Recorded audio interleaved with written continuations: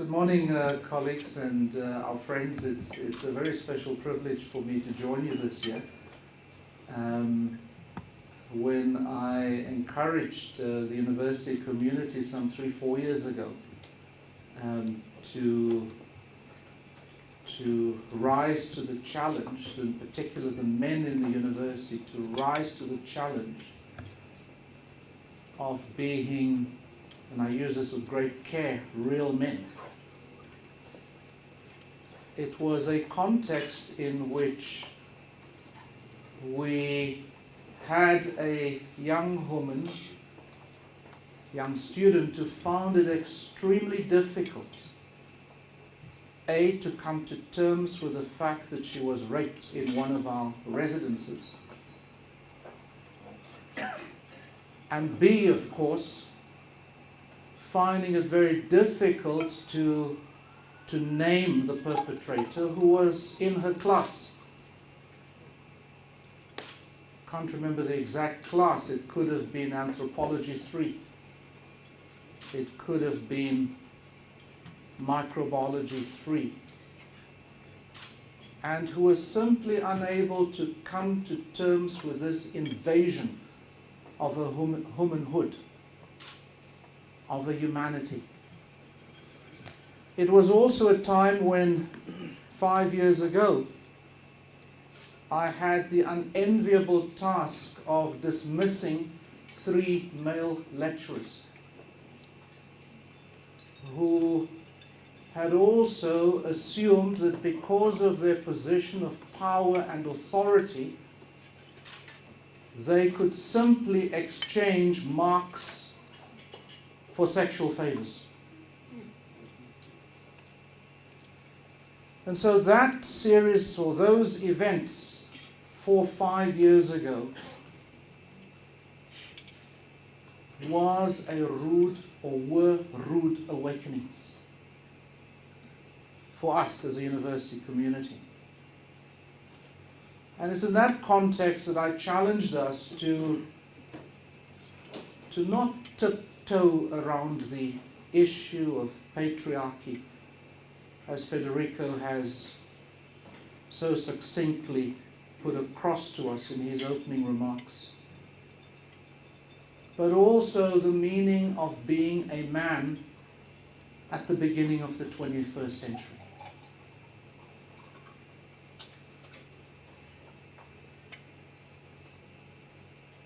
I think that nations deserve the presidents that they get. Again, Federico referred to the extraordinary events of yesterday and the day before in the United States of America, which has seen, to put it quite bluntly, racism, bigotry, and patriarchy triumph. Or shall I say, trump its alternatives. It simply trumped the idea that we can nurture inclusive and caring, diverse non-racial democracies. It stands in total contradistinction to the events in America over the last 2-3 decades. 4-5 decades, if we push it further into the peace movements around the era of Vietnam and the anti-Vietnam war in Vietnam movement, the anti-nuclear movements, the women's movements, the feminist movements, the more recent push for opening up even further that society to more deliberately include people of different sexual orientation, of different views on what the meaning is of being man or woman. It stands in contradistinction to that and is a mirror to our collective souls. Yes, to the Americans, but also to all of us. It asks fundamental questions about who we are becoming, and how our worlds are bifurcating and separating out.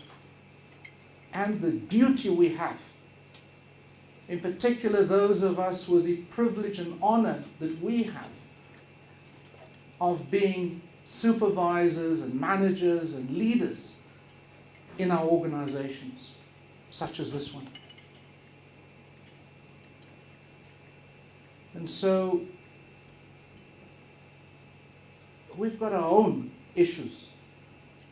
Lapha ekhaya. We've got our own questions about how on earth did we get where we are?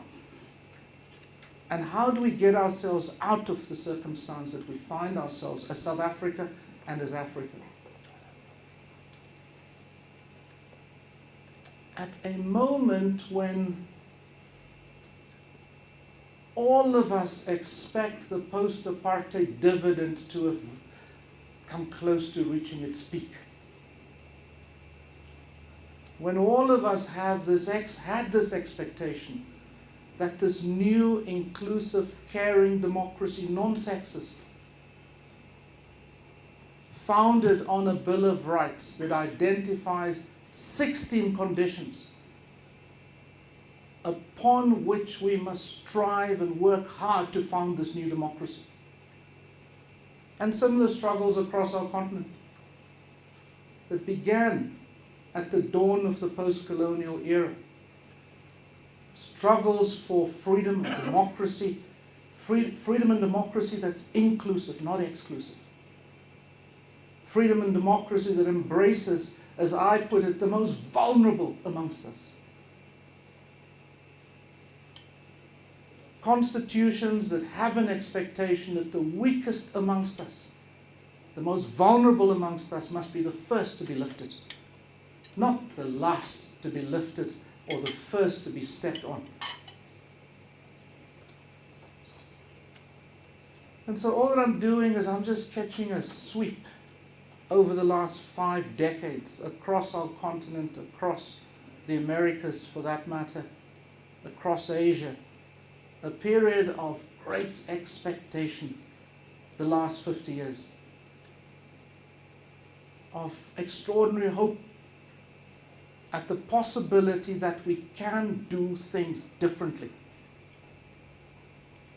Across the continent, we speak of Africa rising, without any reference to the contradictory process of the making and of the unmaking of the post-colonial Africa. And so I'm no pessimist. I'm no Afro-skeptic. At the same time, I cannot be, if I can put it this way, an Afro-euphoric.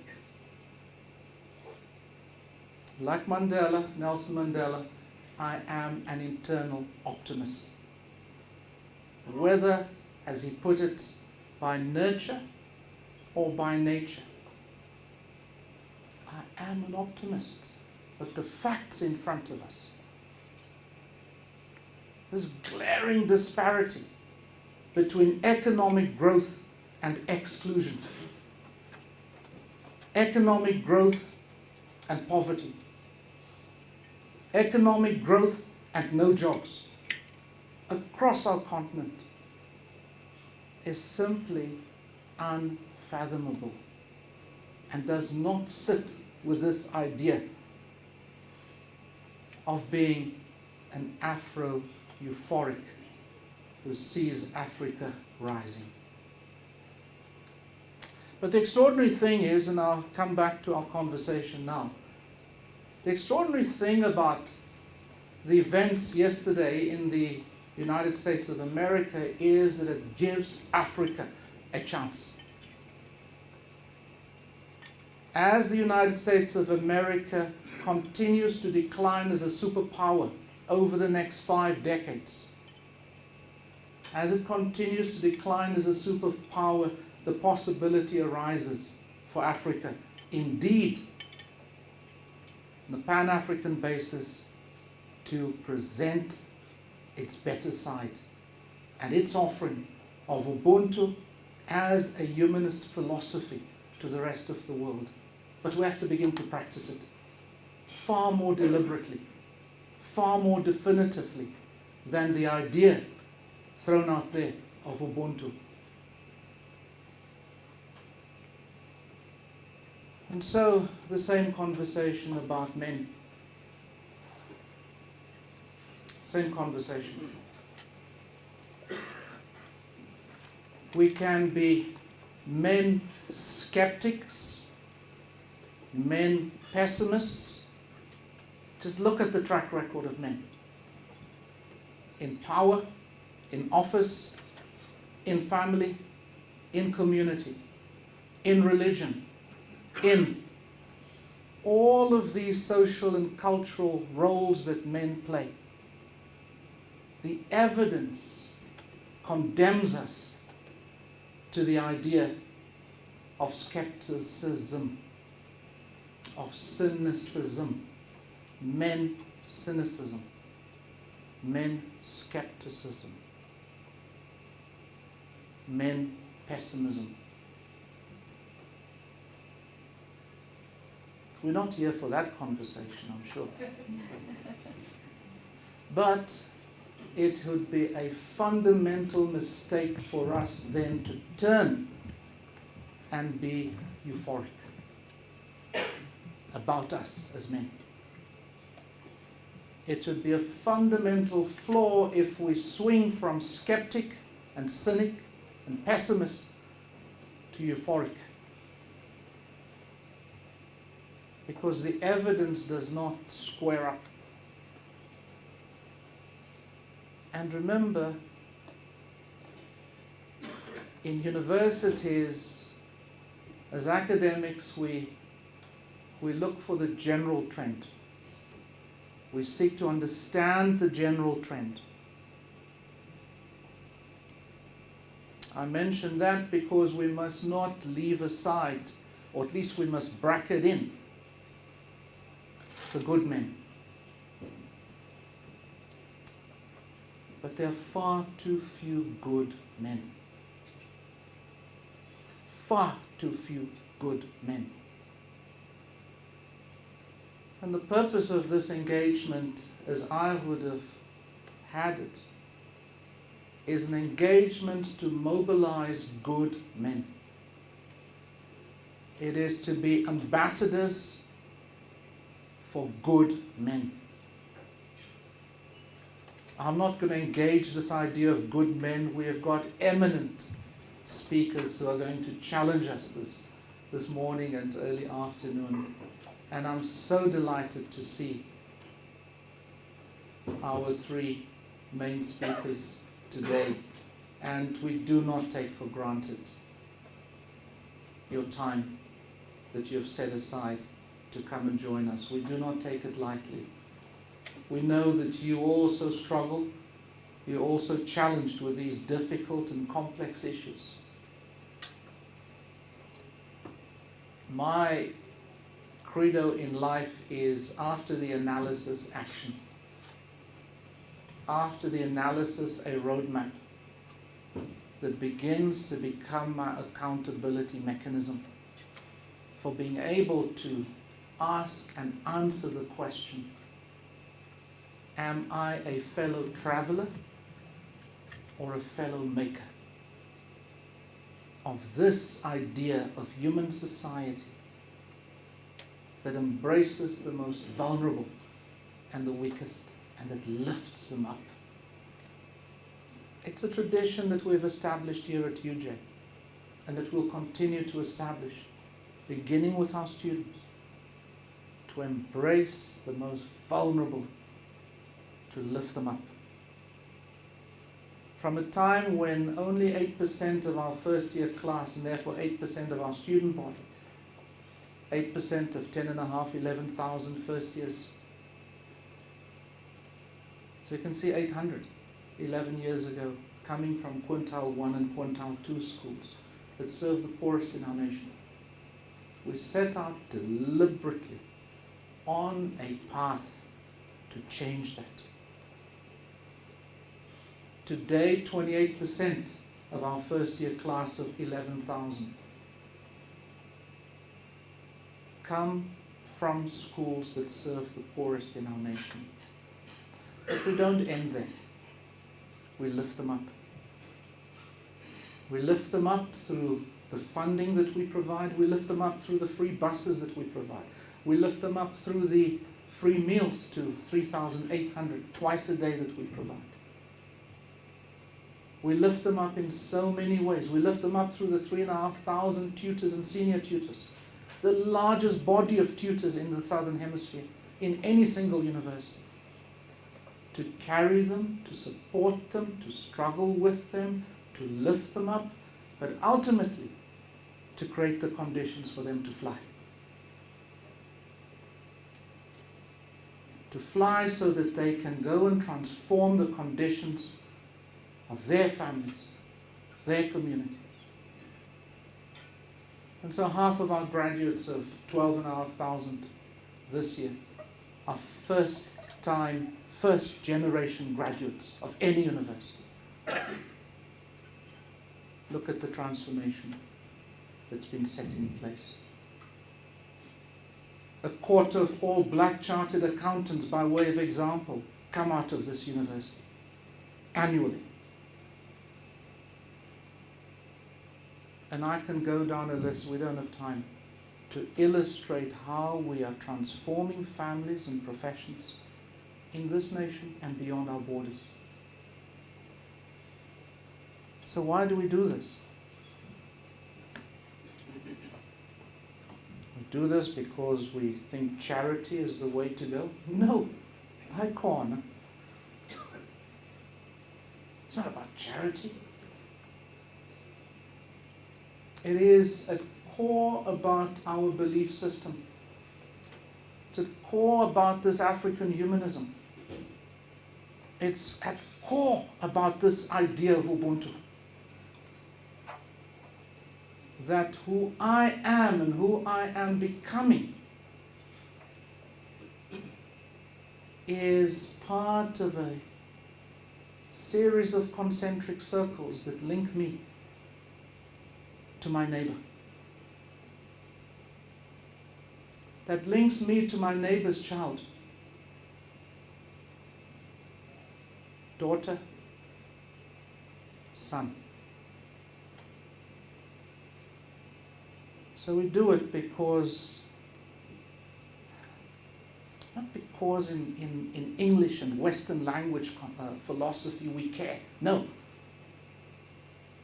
It's not about caring in African humanism, in Ubuntu.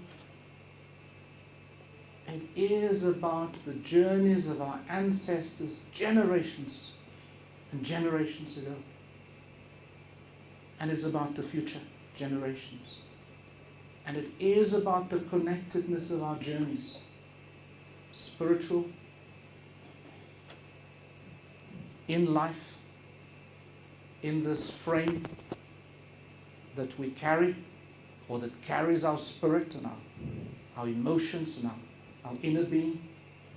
It is about that line, long line of 1,000 generations that links us and says that it's not just my neighbor, it's also the generations behind that link me to the generations ahead. And so if we've been given that responsibility, if we've been given that sacred and honorable responsibility, speaking about us as men, how is it possible that we cannot hear the drumbeat? The drumbeat calling through the generations, thousands of generations. The drumbeat calling us to take care of the most vulnerable and the weakest, the infirmest, to lift them up, to say to them, my son, my daughter, my brother, my sister, my uncle, my aunt, makhulu, notatamkhulu. You are the most precious. You are the most precious. And I will step out of the way to lift you up. My child is your child. Your child is my child. Your mother is my mother. Your sister is my sister. That is the meaning of African humanism. That is the foundations that we need to firm up. That is the foundation upon which we need to go forward. And so we carry huge responsibility. We carry enormous responsibility. I end off my remarks with a couple of quotes.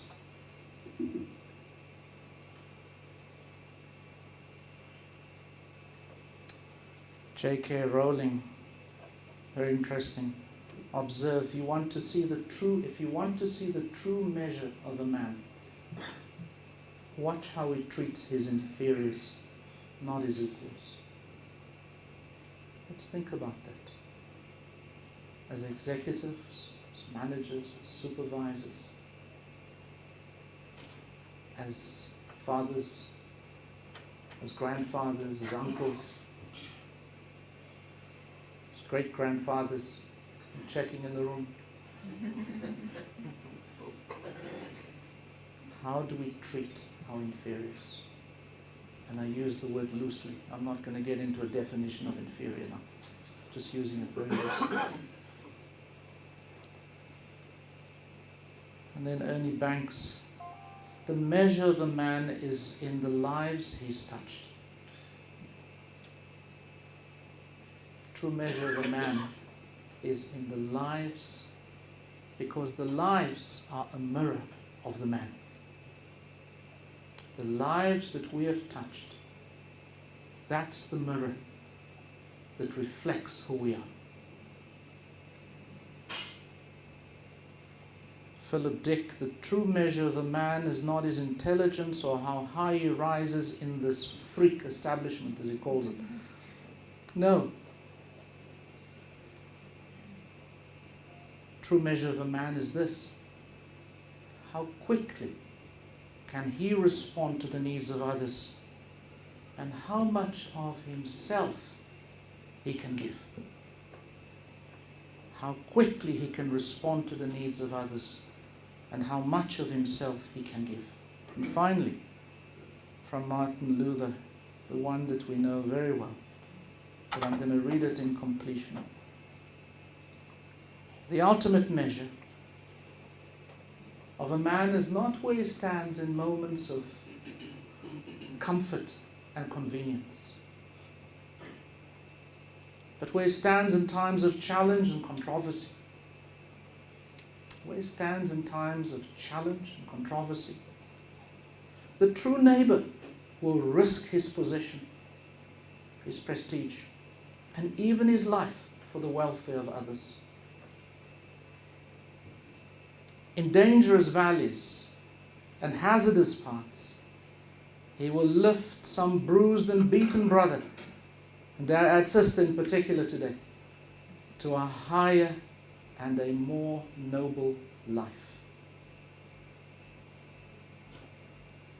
True neighbor will risk his position, his prestige, and even his life for the welfare of others. In dangerous valleys and hazardous pathways, he will lift some bruised and beaten brother and sister to a higher and a more noble life. So thank you very much to Max, to Mark, and to Carlo. We don't take your presence and the remarks that you're going to share with us, the inspiration that will move us. We don't take it lightly nor for granted. And to each one of us who have been able to honor this invitation,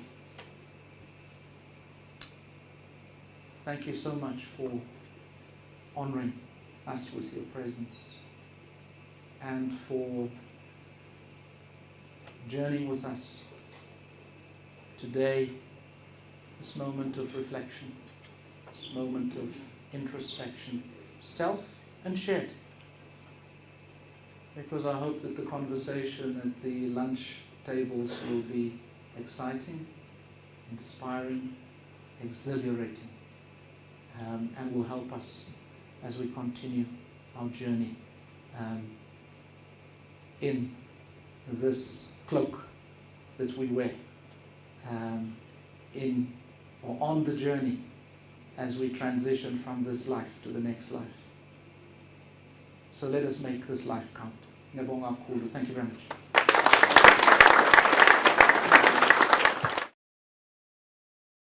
The University of Johannesburg.